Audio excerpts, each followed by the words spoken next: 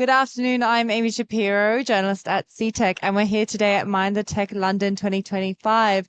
We're joined by Limor Ganot, partner at Gefen Capital. Limor, thank you so much for joining us. It's my pleasure. Thank you for having me. Oh, it's a pleasure to have you. So to start off with, can you tell us a bit about yourself and what it is you do at Gefen Capital and a bit about Gefen Capital itself? Yes, happy to. So Gefen Capital is a US-Israeli investment fund. We invest in Israeli startups. We are two partners in Israel, two partners in the US. We focus mainly on Israeli companies that view the US as their major target market. We have a very strong network there, so we help our companies penetrate the US market and grow there. And it's specifically an interesting time now for such investments and such access to the US market. I think it's becoming even more and more important to be able to open doors there, because it's not so trivial for Israeli companies to go and offer their services and products in the US right now. And it's something I want to touch on in a bit, but I think to start off with one sector that I'd love to ask you about is defense tech, because I understand Gefen Capital has two investments there. Do you think that this sector is going to grow? Yeah, so I mean, we are a diversified fund. So we invest, we have investments in enterprise software, robotics, digital health, and also two investments in defense tech.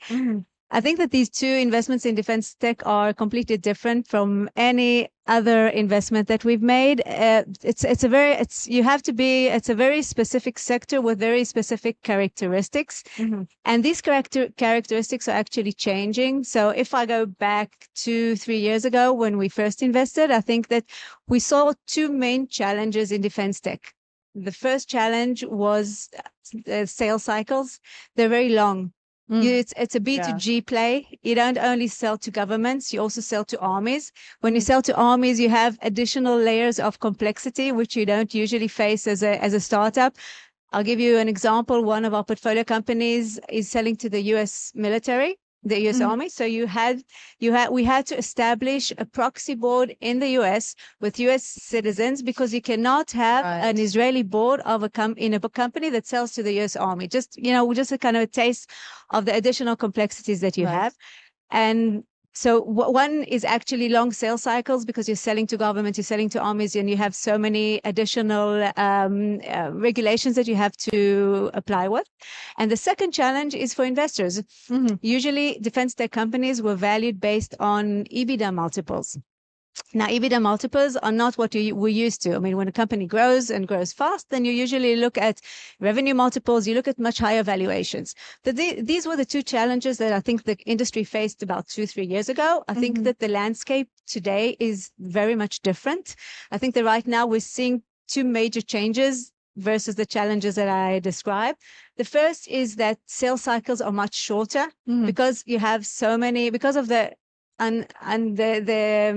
geopolitical instability and the crisis that we're facing, I think, across the world. Then you have countries and you have governments and armies which are their demand is growing tremendously. They're investing so much more in defense in general and in defense tech specifically. So sales cycles are much shorter now, and companies are growing much faster now. So this also changes the other challenge that I addressed earlier, and that was the multiples. Instead of looking at EBITDA multiples, we're actually looking at revenue multiples, which makes investments much more interesting and much more lucrative for investors. So kind of to summarize, I think that right now, you can find really interesting investment opportunities in defense tech, but I would look at companies that mature within 3 to 5 years, because short term, medium term, I still think that the trends and the tailwinds that these companies are enjoying right now will continue, but I'm not sure that it's going to be for the long term. Okay. And in terms of other challenges and opportunities, looking at the Israeli high-tech sector, what do you see on the horizon, and how are you as an investor preparing for them? I think that the opportunities are across the board in Israel. I think we continue to innovate. We continue to be leaders in so many industries. So I think that we have a lot of challenges. I think that Israel is in a bit from a political perspective is in a bit of a difficult situation. But I think that as Yoel just mentioned earlier today, the Israeli high tech is a bit, is not as affected as we would have expected when it comes to Israeli companies that are offering their solutions and products globally. But I do believe that the trends that we will see are Israeli companies, unfortunately, establishing U.S. entities. That's unfortunately something that I'm seeing with our portfolio companies, and I think that that is something that I would very much hope not to see in the long term. Well, it kind of leads to my final question, which is Gefen Capital is a U.S. Israeli fund, so I think you have an interesting perspective on how the American leadership is affecting the global high tech industry, and then also how that kind of positions Israeli entrepreneurs. Yeah, I think that looking at the U.S. it's a very general statement. I think that the U.S. is so different. Every state there is a completely different universe. So it depends where you operate. I think that when we look at more Republican companies from a political perspective, I think that there's a lot of support for Israel. You look at other states, there's a bit less support for Israel.